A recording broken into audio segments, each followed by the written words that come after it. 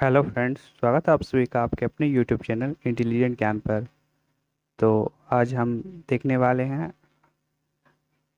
जी general knowledge के 1000 प्रश्न का पहला पार्ट, जिसका कि बहुत इम्पोर्टेंट प्रश्न इसमें कराए जाएंगे। और अगर आप रेलवे एनटीपीसी या फिर ग्रुप डी की तैयारी या एग्ज़ाम देने वाले हैं तो आपके लिए सारे प्रश्न काफ़ी ज़्यादा इम्पोर्टेंट होने वाले हैं। तो इस वीडियो को आप देख कर जाएं, आपको यहीं से प्रश्न एग्ज़ाम में देखने को मिलेंगे। ये देखते हैं पहले प्रश्न को। पहला प्रश्न है कि लहसुन की विशेष गंध किस कारण होती है। तो लहसुन की विशेष गंध किस कारण होती है, तो इसका राइट आंसर हो जाएगा ऑप्शन नंबर बी, सल्फर यौगिक के कारण। ठीक है, चलते हैं अगले प्रश्न पर। अगला प्रश्न है कि Time person of the year 2019 किसे घोषित किया गया था। तो Time person of the year 2019 यह घोषित किया गया था option number C, Greta Thunberg को।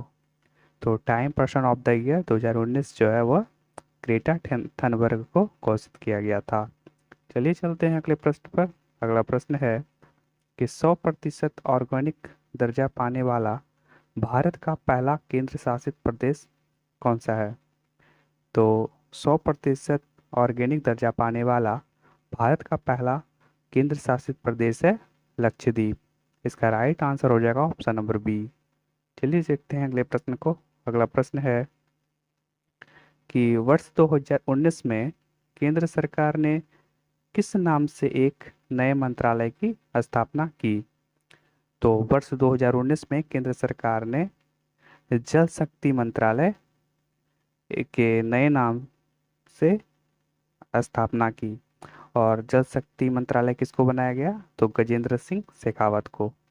ठीक है, देखते हैं अगले प्रश्न को। अगला प्रश्न है कि किलाउआ ज्वालामुखी किस द्वीप पर स्थित है जिसमें हाल ही में विस्फोट हुआ है।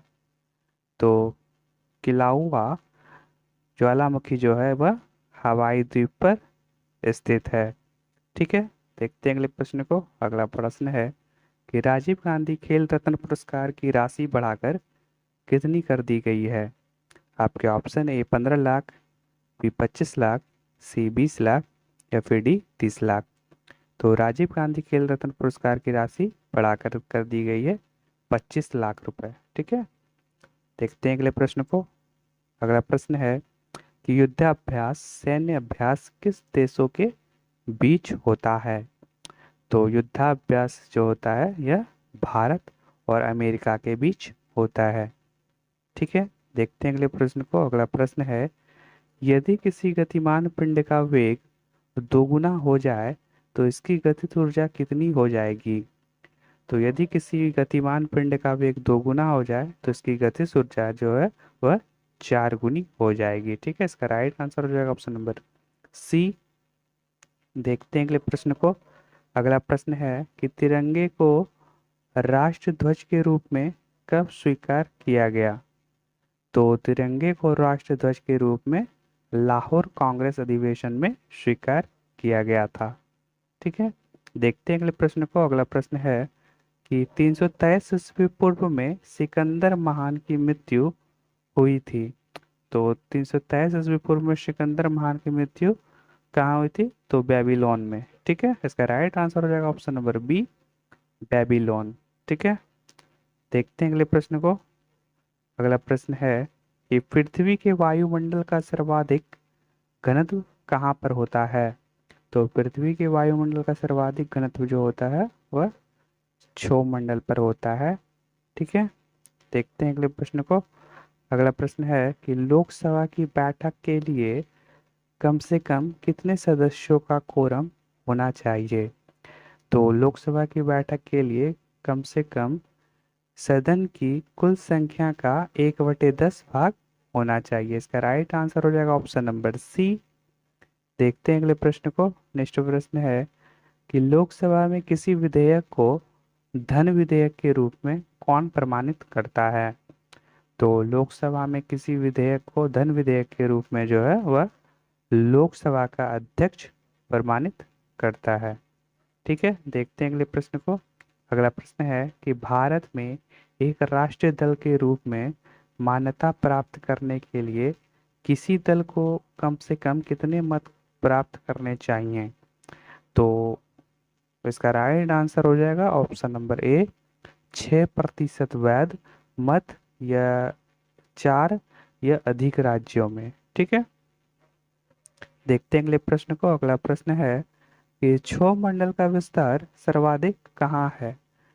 तो क्षोभ मंडल का सर्वाधिक विस्तार जो है वह विषुवत रेखा के सामने होता है। ठीक है, नेक्स्ट देख लेते हैं। नेक्स्ट है कि अरावली और विंध्याचल के बीच कौन सा पठार अवस्थित है?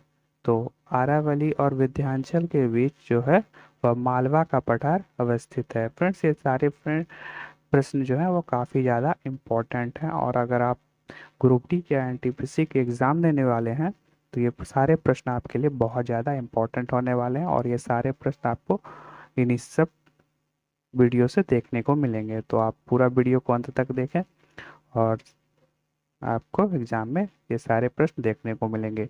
तो चलिए देखते हैं अगले प्रश्न को। अगला प्रश्न है कि अब 8500 फीट की ऊंचाई से विंग सूट जंप करने वाले भारतीय वायुसेना के पहले पायलट का क्या नाम है? तो इसका राइट आंसर हो जाएगा ऑप्शन नंबर डी, तरुण श्रीनिवास।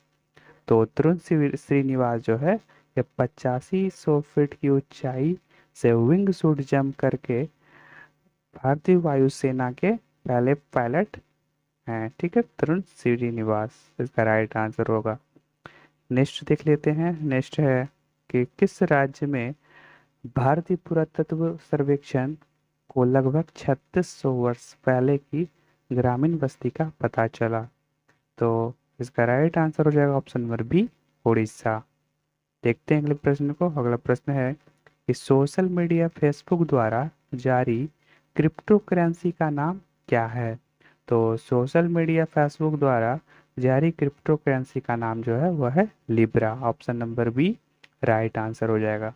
नेक्स्ट देख लेते हैं, जो कि आज का आखिरी प्रश्न होगा। प्रश्न है कि हाल ही में किस लेखक को रविंद्रनाथ टैगोर साहित्य पुरस्कार 2019 दिया गया? तो हाल ही में किस लेखक को रविंद्रनाथ टैगोर साहित्य पुरस्कार 2019 दिया गया? ये दिया गया ऑप्शन नंबर सी, रानादास गुप्ता को। तो फ्रेंड्स, ये प्रश्न आपको, अगर आप एनटीपीसी के एग्जाम देने जा रहे हैं तो ये सारे प्रश्न देख कर ही जाएं। आपको यही सारे प्रश्न आपको देखने को मिलेंगे। ये अति महत्वपूर्ण प्रश्न है, और ये ग्रुप डी, एनटीपीसी या आप किसी अन्य भी किसी कॉम्पिटिटिव एग्जाम की तैयारी कर रहे हैं तो ये सारे प्रश्न आपके लिए बहुत ही ज़्यादा इम्पोर्टेंट होने वाला है। तो आपके सारे प्रश्न को देख लें, एक से 2 बार ये वीडियो आपको याद हो जाएंगे। तो आज का प्रश्न है कि व्यक्तिकरण की घटना हो सकती है। तो आपके ऑप्शन दिए गए हैं सभी तरंगों में, बी केवल अनुप्रस्थ तरंगों में, सी केवल अनुदैर्ध्य तरंगों में, या फिर डी केवल अप्रगामी तरंगों में। तो इसका जो भी राइट आंसर होगा आपको कमेंट बॉक्स में कमेंट कर देना है। तो ये आज के आखिरी प्रश्न था। तो मिलते हैं नेक्स्ट वीडियो में, नेक्स्ट पार्ट में। तो थैंक यू सो मच।